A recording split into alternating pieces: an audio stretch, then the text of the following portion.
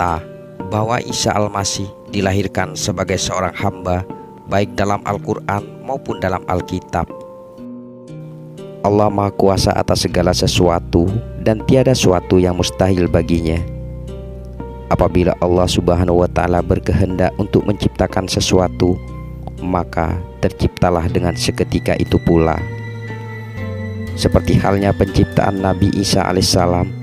Nabi Isa alaihissalam dilahirkan oleh seorang wanita baik dan suci tanpa disentuh oleh seorang laki-laki manapun. Akan tetapi Allah Subhanahu wa Ta'ala berkehendak untuk meniupkan ruh ke dalam rahim Siti Maryam melalui perantara Jibril, sebagaimana yang digambarkan dalam surat Maryam ayat 19 yang artinya, "Sesungguhnya aku ini hanya seorang utusan Tuhanmu untuk memberi seorang anak laki-laki yang suci." Hal itu juga dijelaskan dalam surat Ali Imran ayat 59 yang artinya, "Sesungguhnya perumpamaan penciptaan Isa bagi Allah seperti penciptaan Adam. Dia menciptakannya dari tanah, kemudian dia berkata, 'Jadilah,' maka jadilah sesuatu itu." Dijelaskan juga dalam surat Al-Mu'minun ayat 50 yang artinya, "Dan telah kami jadikan Isa putra Maryam beserta ibunya sebagai tanda kekuasaan kami, dan kami lindungi mereka di suatu tanah tinggi yang datar, yang banyak terdapat padang-padang rumput dan sumber-sumber air bersih yang mengalir." Dalam surat At-Tahrim ayat 12 dijelaskan, "Dan ingatlah Maryam putri Imran yang memelihara kemaluannya dari perbuatan keji. Maka kami tiupkan ke dalam rahimnya sebagian dari roh ciptaan kami, dan dia membenarkan kalimat Robnya dan kitab-kitabnya, dan dia itu termasuk orang-orang yang taat." Ketika Maryam atau Maria melahirkan Isa Al-Masih, Maryam membawa Isa kepada kaumnya. Lalu kaum tersebut berkata, "Hai Maryam, sesungguhnya kamu telah melakukan sesuatu yang amat mungkar. Hai saudara perempuan Harun, ayahmu sekali-kali bukanlah seorang yang jahat, dan ibumu sekali-kali bukanlah seorang pezina." Maka Maryam pun menunjuk pada anaknya, yaitu Isa. Mereka pun berkata, "Bagaimana kami akan berbicara dengan anak kecil yang masih dalam ayunan?" Dengan kuasa Allah Subhanahu wa Ta'ala, saat itu juga Isa masih bayi berkata, "Sesungguhnya aku ini hamba Allah. Dia memberikan Alkitab atau Injil, dan dia menjadikan aku seorang nabi, dan dia menjadikan aku seorang yang diberkati di mana saja aku berada, dan dia memerintahkan kepadaku mendirikan sholat dan menunaikan zakat selama aku hidup, dan berbakti kepada ibuku, dan dia tidak menjadikan aku sombong lagi celaka, dan kesejahteraan semoga dilimpahkan kepadaku pada hari aku dilahirkan, pada hari aku meninggal, dan pada hari aku dibangkitkan hidup kembali." Sebagaimana perkataan Maryam yang diabadikan dalam surat Maryam ayat 20 yang artinya, "Sedangkan tidak pernah seorang manusia pun menyentuhku, dan aku bukan pula seorang pezina."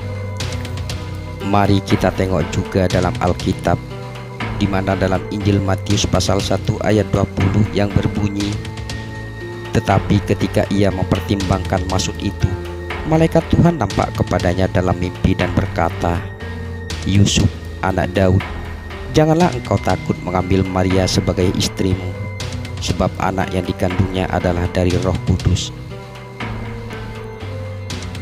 Dalam Lukas pasal 2 ayat 6-7 juga dijelaskan, ketika mereka di situ tibalah waktunya bagi Maria untuk bersalin, dan ia melahirkan seorang anak laki-laki, anaknya yang sulung, lalu dibungkusnya dengan lampin dan dibaringkannya di dalam palungan, karena tidak ada tempat bagi mereka di rumah penginapan. Dalam Lukas pasal 2 ayat 21 yang berbunyi, "Dan ketika genap 8 hari dan ia harus disunatkan, ia diberi nama Yesus, yaitu nama yang disebut oleh malaikat sebelum ia dikandung ibunya." Pada waktu Yesus berusia 12 tahun, Yesus berada di bait Allah, duduk di tengah-tengah alim ulama.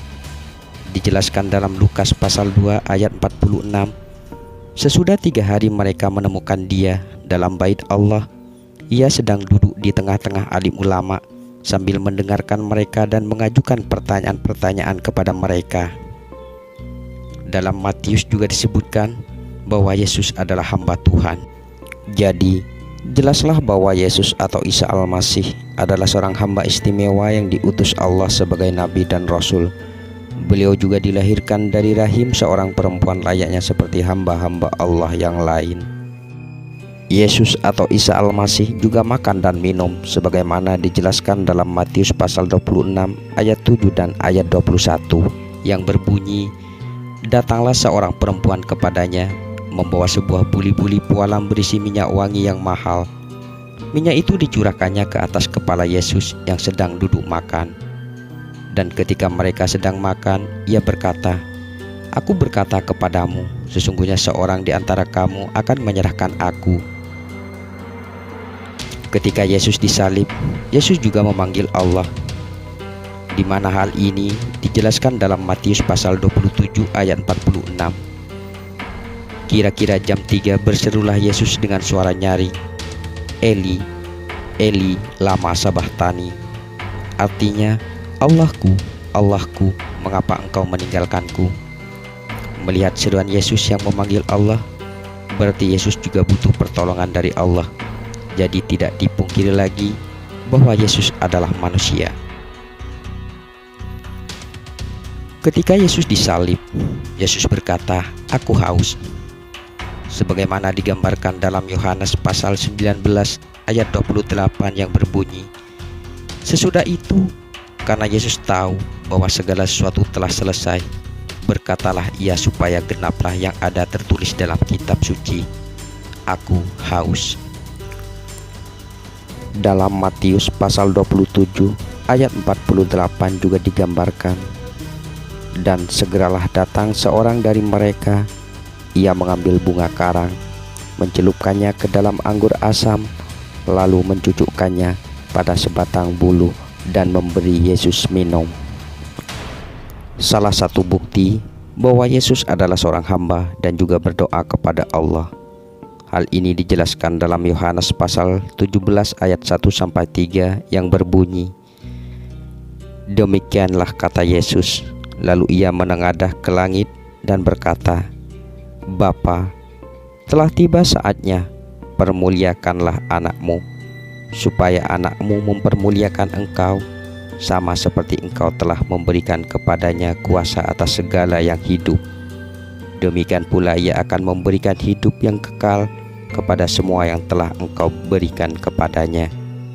Inilah hidup yang kekal itu, yaitu bahwa mereka mengenal engkau, satu-satunya Allah yang benar, dan mengenal Yesus Kristus yang telah engkau utus." Setelah Yesus wafat di kayu salib, Yesus dikuburkan sebagaimana dijelaskan dalam Matius pasal 27 ayat 57-61 yang berbunyi, "Menjelang malam datanglah seorang kaya, orang Arimatia, yang bernama Yusuf, dan yang telah menjadi murid Yesus juga. Ia pergi menghadap Pilatus dan meminta mayat Yesus. Pilatus memerintahkan untuk menyerahkannya kepadanya, dan Yusuf pun mengambil mayat itu, mengapaninya dengan kain lenan yang putih bersih, lalu membaringkannya di dalam kuburnya yang baru yang digalinya di dalam bukit batu. Dan sesudah menggulingkan sebuah batu besar ke pintu kubur itu, pergilah ia.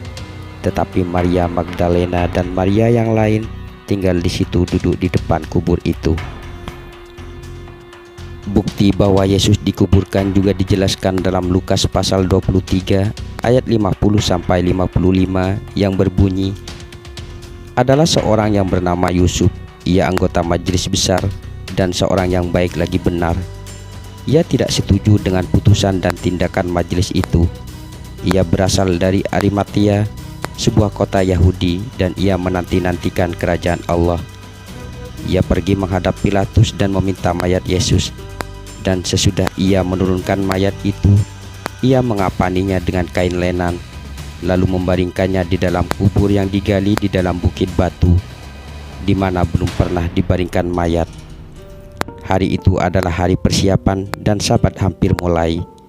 dan perempuan-perempuan yang datang bersama-sama dengan Yesus dari Galilea ikut serta, dan mereka melihat kubur itu dan bagaimana mayatnya dibaringkan. Apabila kita bertafakur pada ayat-ayat yang telah tercipta, bahwa telah jelas pencipta dan ciptaan sangatlah berbeda. Pencipta tidak sama dengan ciptaan, begitu juga sebaliknya, ciptaan tidak sama dengan penciptanya. Allah sebagai pencipta memiliki kekekalan dan keabadian, sedang manusia atau hamba akan mengalami kematian.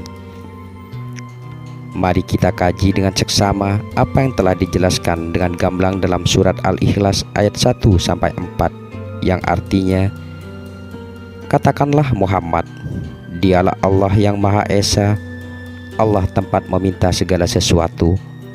Allah tidak beranak dan tidak pula diperanakkan, dan tidak ada sesuatu yang setara dengan Dia. Sangatlah jelas sekali bahwa Allah Subhanahu wa Ta'ala tidak memiliki kesamaan sedikit pun dengan manusia ataupun makhluknya. Tidak ada yang setara atau menyamai dengan Allah. Allah Maha Esa dan tiada sekutu bagi Allah Subhanahu wa Ta'ala.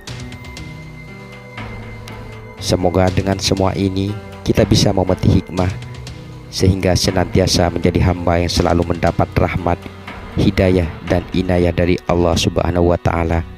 Amin, amin ya rabbal alamin.